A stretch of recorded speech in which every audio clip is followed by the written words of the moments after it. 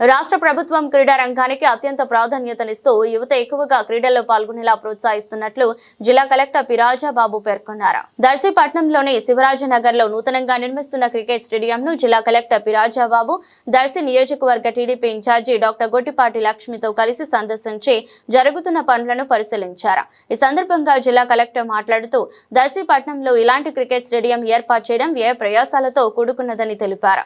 మనసు పెట్టి వినూత్నంగా ఆలోచిస్తే సాధించలేని ఏమీ లేదని రాష్ట్ర ముఖ్యమంత్రి తరచు చెప్తుంటారని దానికి స్టేడియం నిర్మాణమే మంచి ఉదాహరణని అన్నారు. స్టేడియం నిర్మాణానికి రెవెన్యూ శాఖ పరంగా కృషి చేసిన తహసీల్దార్ను అలాగే నీటి వసతి, లైటింగ్, గ్రౌండ్ లో గడ్డి ఏర్పాట్లు వంటి మౌలిక సదుపాయాల కల్పనలో కృషి చేసిన డాక్టర్ గొట్టిపాటి లక్ష్మిని జిల్లా కలెక్టర్ ప్రత్యేకంగా అభినందించారు. చిన్నపిల్లల నుండి పెద్దల వరకు ఆస్వాదించే ఆట క్రికెట్ అని దర్శిలో ఈ స్టేడియం ఏర్పాటు కావడం సంతోషకరమన్నారు. స్టేడియం అంతర్జాతీయ స్థాయికి ఎదిగే అవకాశం ఉన్నందున జిల్లా యాంత్రాంగం తరపున పూర్తి సహకారం అందిస్తామని తెలిపారు. దర్శి నియోజకవర్గ TDP in charge doctor Gottipati Lakshmi మాట్లాడుతూ దర్శి ప్రాంతంలో క్రీడల పట్ల ఆసక్తి ఉన్న యువత ఎక్కువ మంది ఉన్నారని, సరైన సదుపాయాలు లేక ఇతర ప్రాంతాలకు వెళ్తున్న పరిస్థితిని గమనించి స్టేడియం నిర్మాణానికి సహకరించామని చెప్పారు. ఈ అవకాశాలను వినియోగించుకోవాలని పిలుపునిచ్చారు. కార్యక్రమంలో Darsi municipal chairman N Pichaiah, Addanki revenue divisional అధికారి జాన్సన్, తహసీల్దార్ శ్రావణ్ కుమార్ ప్రతినిధులు పాల్గొన్నారు.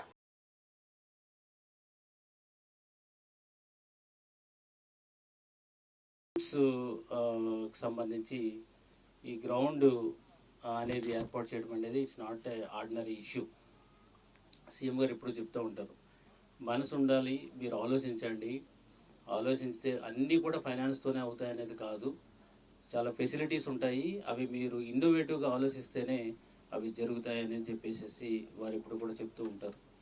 సో అందులో భాగంగా ఈరోజు ఇంత పెద్ద స్టేడియంని మామూలుగా ఒక ఫైనాన్స్ పెట్టి డబ్బులు పెట్టుకొని చేయాలి అని అంటే కనుక పెద్ద హ్యూజ్ టాస్క్ అది. కానీ ఉన్న ఇక్కడ ల్యాండ్ ఉంది, తుప్పలతో ఉంది ల్యాండ్ అంతా కూడా, దాన్ని సరి చేసుకుంటే ఒక మంచి అసెట్ కింద ఉపయోగపడుతుంది అనేది ఒక ఆలోచన. ఇది ఇప్పుడు ఆలోచన ఏమైందంటే ఒక మంచి ఫెసిలిటీని క్రియేట్ చేసింది. This is very very important.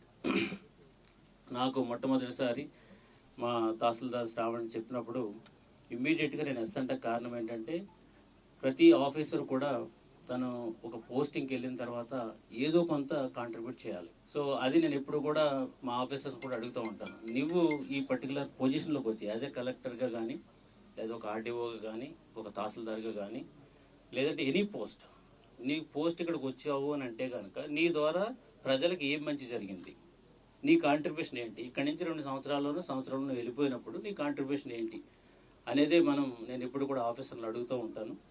So అందులో భాగంగా నాకు ఆల్రెడీ మైండ్లో ఉంది కాబట్టి, సార్ నేను ఒక క్రికెట్ స్టేడియం చేస్తున్నాను అని అనేటప్పటికీ దట్టు స్టేడియంస్ ఇక్కడ ఎక్కడా లేవు, ఇక్కడ సుమారు 11 నుంచి 20 సంవత్సరాల మధ్యన ఉన్నటువంటి పిల్లలు 20,000 మంది దాకా ఈ కాన్స్టిట్యూన్సీలో ఉన్నారని చెప్పారు.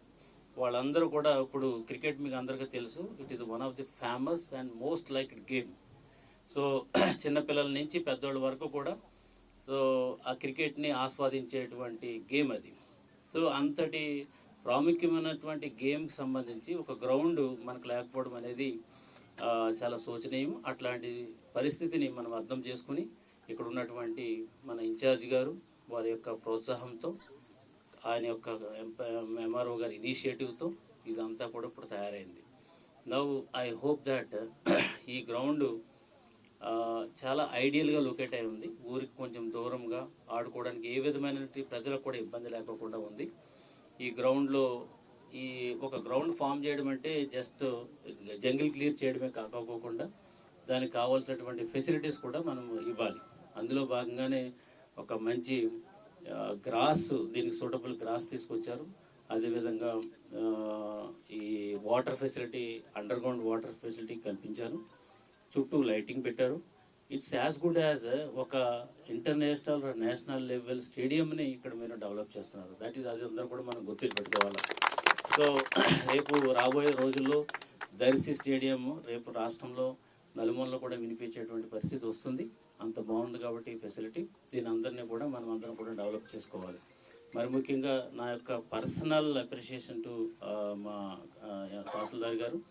ఆయన ఇంట్రెస్ట్, ఆయన యంగ్స్టర్గా ఉంటూ ఏదో చేయాలనే ఒక ఆలోచనతో ఇది చేశారు కాబట్టి వారికి ప్రత్యేక అభినందనలు తెలియజేస్తున్నాను. దీనికి సంబంధించి ఏ సహకారమైనా సరే జిల్లా స్థాయి నుంచి మేము అందరం కూడా అందిస్తాము.